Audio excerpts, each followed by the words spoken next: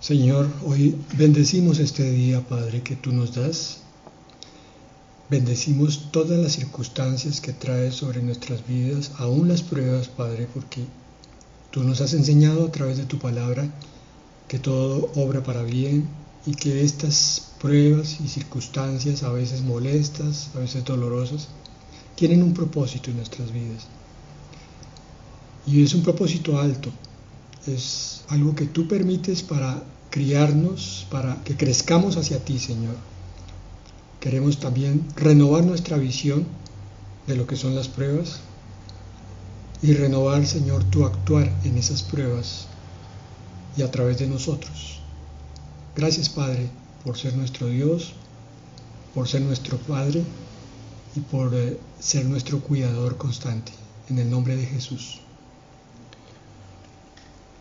El tema de hoy, Dios, sus promesas y nuestras pruebas.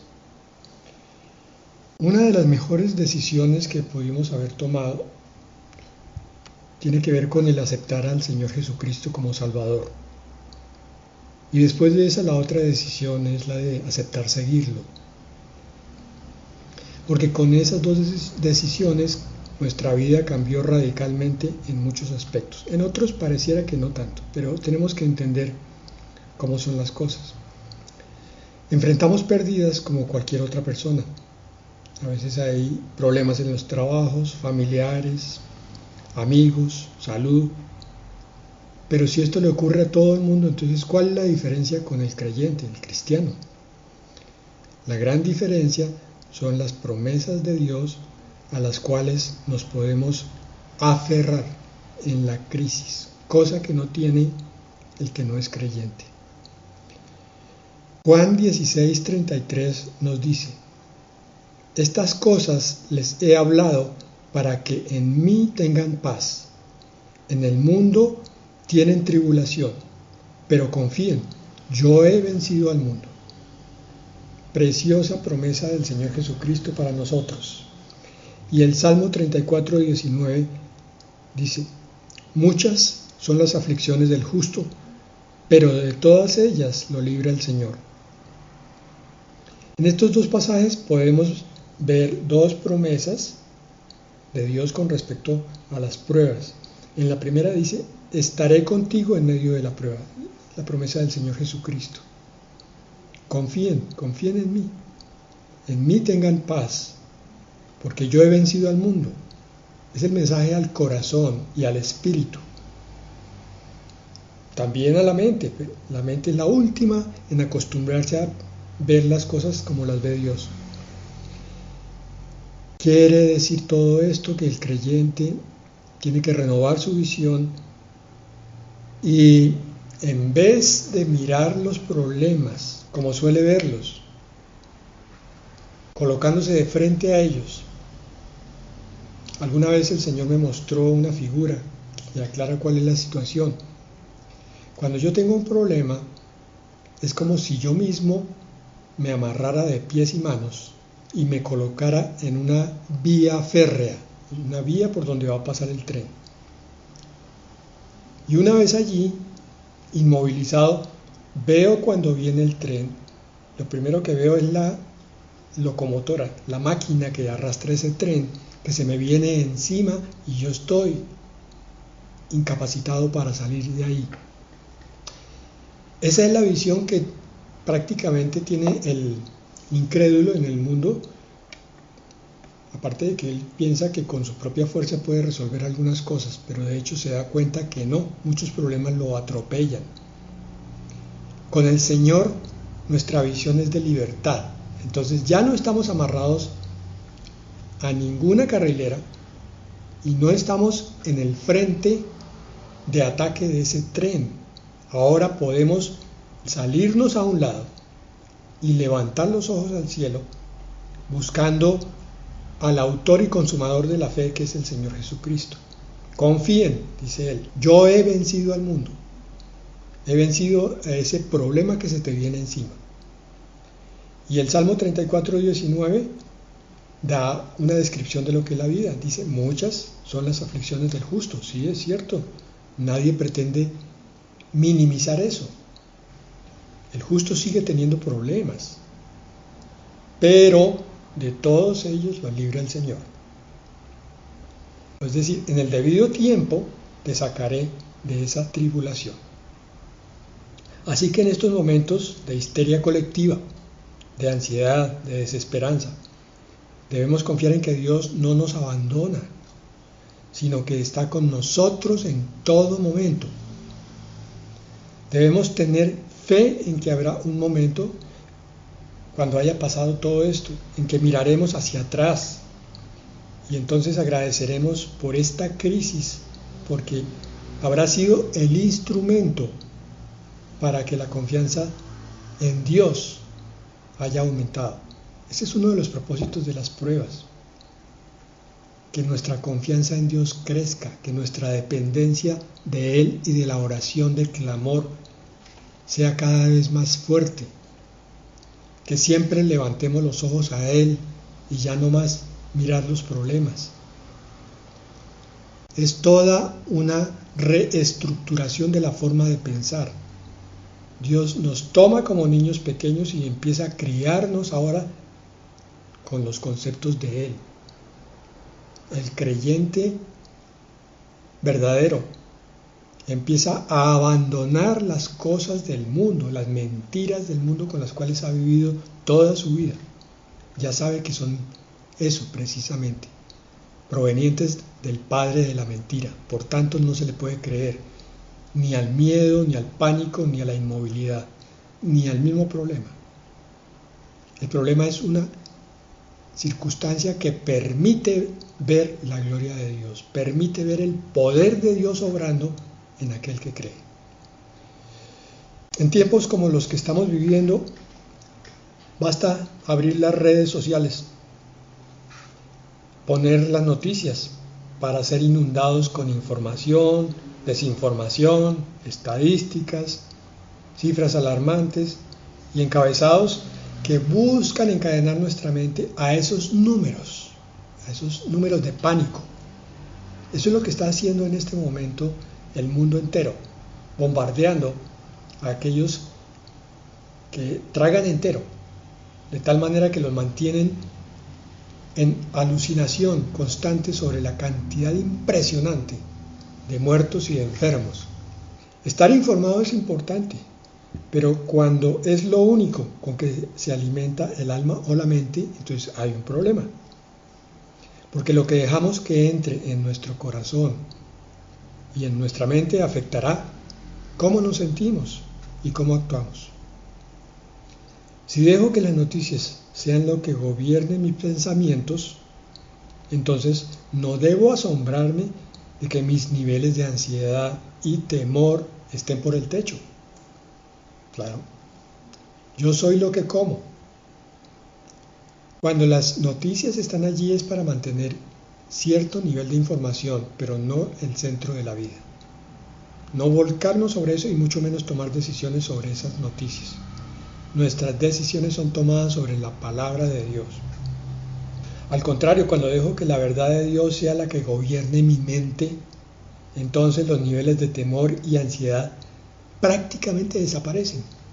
Esto es lo que le falta a tantos cristianos en crisis, cristianos incrédulos, que no están siendo gobernados por la palabra de Dios, y por tanto por el Espíritu de Dios. ¿Cómo puedo experimentar paz en medio de circunstancias adversas?, preguntará alguien. Miren, la respuesta en Isaías 26:3 es muy clara. Tú guardarás en completa paz a aquel cuyo pensamiento en ti persevera, en ti se mantiene, en ti se enfoca. Este versículo está descartando que nuestra mente esté mirando u obsesionada con cualquier otra cosa. Por eso hablábamos de que las noticias son necesarias, pero no es el centro de lo que debemos mirar. El pensamiento debe perseverar en Dios. Esa es la clave para experimentar la paz. No podemos dejar que nuestra mente sea alimentada con los pensamientos de este mundo, porque no somos del mundo. Debemos apropiar entonces los relatos que hay en la Escritura con respecto a esas grandes victorias que Dios logró en sus siervos, esos varones que le creyeron a Dios completamente. Un David cuando venció a Goliat, un José que pasó de la prisión al palacio, esperando en Dios únicamente. Efesios 6, 13 al 14 nos dice: por lo tanto, tomen toda la armadura de Dios para que puedan resistir en el día malo, y habiéndolo hecho todo, estar firmes. Estén pues firmes, ceñida su cintura con la verdad, revestidos con la coraza de justicia. Revestidos con la verdad es una mirada sobre lo que tenemos que tomar para nuestra vida. Precisamente la verdad, y la verdad únicamente está en la palabra de Dios. Si nos enfocamos en las medias verdades que son mentiras en el mundo, el caos viene sobre nuestras vidas. Uno de los relatos más cercanos a nuestras crisis es el de Jesús en la barca y la tormenta, en Mateo 8, 23, 27. Cuando entró Jesús en la barca, sus discípulos lo siguieron, y de pronto se desató una gran tormenta en el mar de Galilea, de modo que las olas cubrían la barca, pero Jesús estaba dormido. Llegándose a él, lo despertaron diciendo: Señor, sálvanos, que perecemos. Y él les contestó: ¿por qué tienen miedo, hombres de poca fe? Entonces Jesús se levantó, reprendió a los vientos y al mar, y sobrevino una gran calma. Los hombres se maravillaron y decían: ¿quién es este que aún los vientos y el mar lo obedecen? ¿Cuál fue el problema aquí? Que los discípulos parecieron obrar como si se hubieran olvidado de que el Señor Jesucristo estaba con ellos. Sí, dormido, todo lo que ustedes quieran, pero estaba ahí. Cabe en la mente la posibilidad de que el mar hubiera atacado a esa barca de tal forma que la hubiera destruido o la hubiera hundido, estando el Hijo de Dios allí. Pues eso se les olvidó, o no se acordaron de cómo era que tenían que proceder. Todavía no tenían el suficiente entrenamiento, estaban muy bisoños, muy verdes en su discipulado. Por esa razón hay una observación clave del Señor Jesucristo hacia esos discípulos: hombres de poca fe, les dice. Y continuó: ¿por qué tienen tanto miedo? El Señor Jesucristo dio exactamente en el clavo, como Hijo de Dios que era, discernió con toda la verdad. El punto era la fe. Eso fue lo que le falló a los discípulos en ese momento y nos falla a nosotros en los momentos de crisis. Y es que, si se han dado cuenta, el elemento común en todos los pasajes que hemos visto hasta ahora y que vamos a seguir viendo en este tema es la fe. Todo le es posible a aquel que cree. Si tú puedes creer, es decir, si tú quitas tus propias limitaciones de sobre el poder y la presencia de Dios en tu vida, entonces el Señor se gozará en tu fe y se manifestará con todo su poder.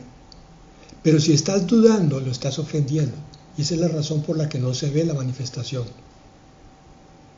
Se le pide y no parece ocurrir nada, porque es que lo que importa realmente es nuestra respuesta de fe ante la circunstancia, ante la prueba.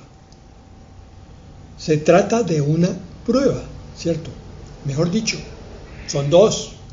La primera es la circunstancia amenazante, dolorosa o de pérdida. La primera prueba. La segunda es cómo vamos a reaccionar nosotros ante eso. Como simples mortales con miedo, con pánico y con dudas, o como verdaderos creyentes e hijos de Dios creyendo en lo que está en la Escritura. Quizás esto pueda ser uno de los problemas que tienen muchos cristianos, y es que como no conocen la Escritura, como no la estudian, como no la meditan y no la memorizan, entonces en el momento de la necesidad la palabra no está en primer lugar. Dios es más grande que el temor más grande que podamos tener. ¿Cuál es? La muerte. El Señor Jesucristo resucitó a los muertos y va a resucitar a los muertos cuando Él venga por su iglesia. Venció la muerte. ¿Qué otra cosa le queda por vencer? Cualquier otra cosa es pequeña.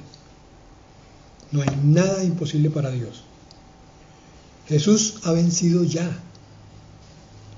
¿Vas entonces a vivir una vida de temor o vas a confiar en Él y en sus promesas?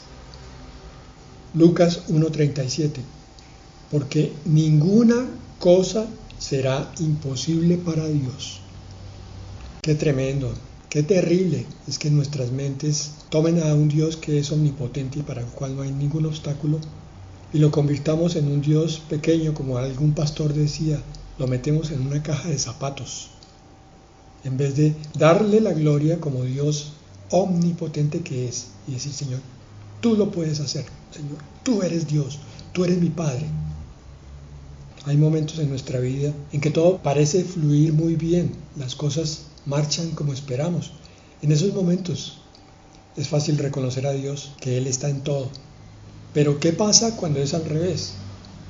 Cuando emocionalmente nos sentimos devastados, cuando las circunstancias están claramente en nuestra contra, cuando las personas nos atacan, cuando nos quieren robar la paz, cuando la salud se deteriora, cuando perdemos algo valioso. Dice el Salmo 46, 1 al 3. Dios es nuestro refugio y fortaleza, nuestro pronto auxilio en las tribulaciones. Por tanto, no temeremos aunque la tierra sufra cambios, y aunque los montes se deslicen al fondo de los mares, aunque bramen y se agiten sus aguas, aunque tiemblen los montes con creciente enojo. ¡Qué belleza de palabra! Aunque esté ocurriendo la catástrofe, el cataclismo más grande, tú siempre tienes a tu Dios a la distancia de una oración. Y aún menos que eso, porque Él está en tu corazón, mucho más cercano de lo que puedes imaginarte. Hermanos, este es un tiempo para recordar algunas de las maravillosas promesas de Dios para cuando estamos en alguna crisis. Dios está contigo. Mateo 28:20. Enseñándolos a guardar todo lo que les he mandado y recuerden, yo estoy con ustedes todos los días hasta el fin del mundo. En este preciso instante el Señor está contigo. Anoche lo estuvo y esta noche lo volverá a estar. No dudes de eso. Cree que tu Dios y tu Señor Jesucristo están ahí siempre contigo. Nunca te sientas solo. Nunca te sientas derrotado y luchando una batalla a brazo partido que está perdiéndose. Eso no es verdad. Con Dios no es así. No hay nada imposible para Dios. Ya vimos esa promesa de Lucas 1:37. Porque ninguna cosa será imposible para Dios. Ninguna.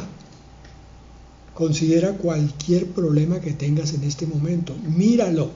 Analízalo a la luz de la palabra de Dios, no de tu impresión o parecer o prejuicio, sino con la lupa de la palabra y verás que el Dios grande de la palabra está dispuesto a mostrarte su gloria en ese problema que tienes. Si lo buscas, lo encontrarás y te abrirá la puerta. Primera de Crónicas 28:9 en la parte final dice: si tú le buscares, lo hallarás, mas si lo dejares, Él te desechará para siempre. El secreto de este versículo es buscar al Señor continuamente, con corazón, alma y fuerzas. y entonces Él se manifestará. Será más real que la luz del mediodía. Estamos viendo promesas de Dios para tu vida en crisis. Él nunca va a fracasar contigo. Filipenses 1:6. Estando persuadido de esto, que el que comenzó en vosotros la buena obra, la perfeccionará hasta el día de Jesucristo. ¿Cuál es el día de Jesucristo? El día de su venida.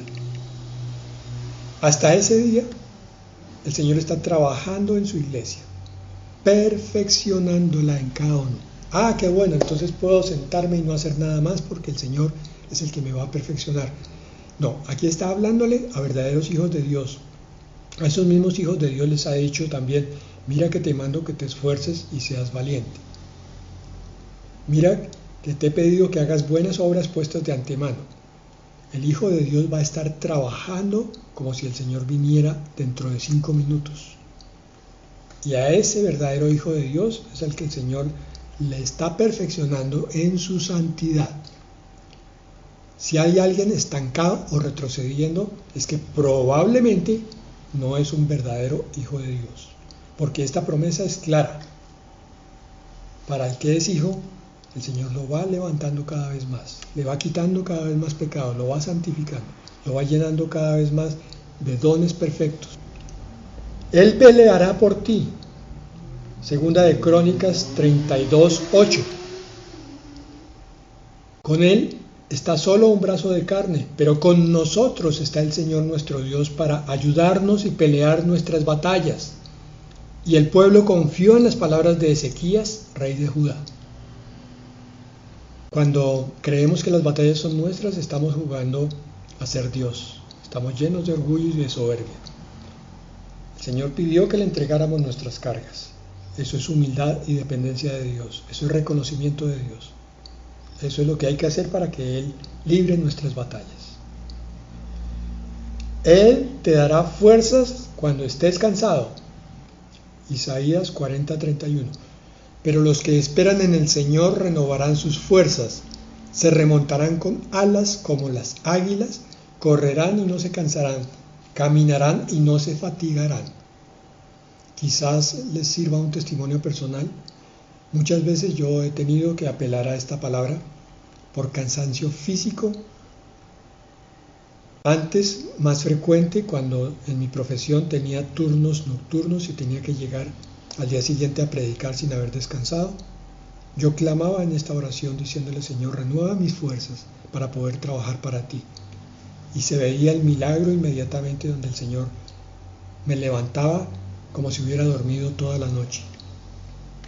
Esta es una invitación a que tomen la palabra de Dios de esa manera, con respeto, pero también como un autodesafío. Voy a creer en esta palabra, aunque haya alguna duda todavía en mí. Señor, saca la duda y confirma tu palabra. Ahora te pido conforme a esta promesa, hazlo en mí. Y extraordinariamente el Señor siempre es fiel a sus promesas y siempre las cumple. El Señor conoce tus necesidades y Él proveerá. Mateo 6:32 y 33. Porque los gentiles buscan ansiosamente todas estas cosas, o sea, los paganos, que el Padre Celestial sabe que ustedes necesitan todas estas cosas, pero busquen primero su reino y su justicia, y todas estas cosas les serán añadidas. Él conoce lo que tú necesitas, Él ya lo tiene listo. Él sabe cuál es tu sustento, tu vestido, tu alimento, y está descendiendo en este momento del cielo. Pero más allá de eso, también conoce tus necesidades de fortaleza, de valentía, de paciencia. Eres tú el que tiene que creer que esa provisión ya Dios la tiene y tomarla, adueñarte de ella y creerla, aunque tu mente y tu razón te estén diciendo otra cosa. Te tomará de la mano derecha, Salmo 73, 23, 24. Sin embargo, yo siempre estoy contigo. Tú me has tomado de la mano derecha. Con tu consejo me guiarás y después me recibirás en gloria. Tú me has tomado de la mano derecha, Señor. Qué bello. Es la figura del hijito desvalido que levanta su bracito para que el papá lo tome. Con tu consejo me guiarás por esta vida y después me recibirás en tu gloria. No solo lo que nos da aquí, sino lo que nos da allá. Esa es nuestra visión para caminar en este mundo. Él tiene planes de bienestar para ti. Otra hermosa promesa, Jeremías 29:11. Porque yo sé los planes que tengo para ustedes, declara el Señor. Planes de bienestar y no de calamidad, para darles un futuro y una esperanza. Qué preciosidad de palabra. Un futuro y una esperanza. Por eso, hermanos, la última palabra es el resumen de todas estas. Segunda de Pedro 1:4. Por ellas Él nos ha concedido sus preciosas y maravillosas promesas, a fin de que ustedes lleguen a ser partícipes de la naturaleza divina, habiendo escapado de la corrupción que hay en el mundo por causa de los malos deseos. Con las maravillosas promesas, nos dice esta palabra, nos hace partícipes de lo que Dios es, de su esencia, de su naturaleza, de su poder, de su gloria. A través de las promesas vemos lo que es la eternidad y la divinidad de Dios. Qué hermosura de Dios que tenemos. No me canso de repetirlo. Vamos a orar. Señor, reconozco que hay muchas cosas fuera de mi control que me afligen. Para ti no son una emergencia ni una novedad. Tú tienes todo bajo control, incluyendo mi bienestar, el de mi familia y los míos, Señor. Recuérdame que tú estás conmigo y que a su debido tiempo me sacarás de la tempestad. Señor, confío en tu promesa de guardar en completa paz a todo aquel cuyo pensamiento en ti persevere. Ayúdame a ser constante en pensar bíblicamente. Ayúdame a que mi mente sea llena con tu verdad. Señor, no importa cuán fuerte sea la tormenta, yo voy a confiar en ti. Voy a confiar en ti, Señor. Me desafío a mí mismo a confiar en ti. Sé que tu poder es más grande que todo y que nada es imposible para ti. Ayúdame a recordar que tú estás en la barca conmigo, Señor, la barca de la vida, y que no debo temer. Padre, tú eres santo y grande, no hay nadie como tú. Nadie se te compara. Venciste al mundo, venciste la muerte, estás a mi favor. Gracias por dejarme todas esas hermosas promesas, Señor. Ayúdame a confiar en ti, ayúdame a poner mi fe en ti. En el nombre de Jesús. Amén y amén.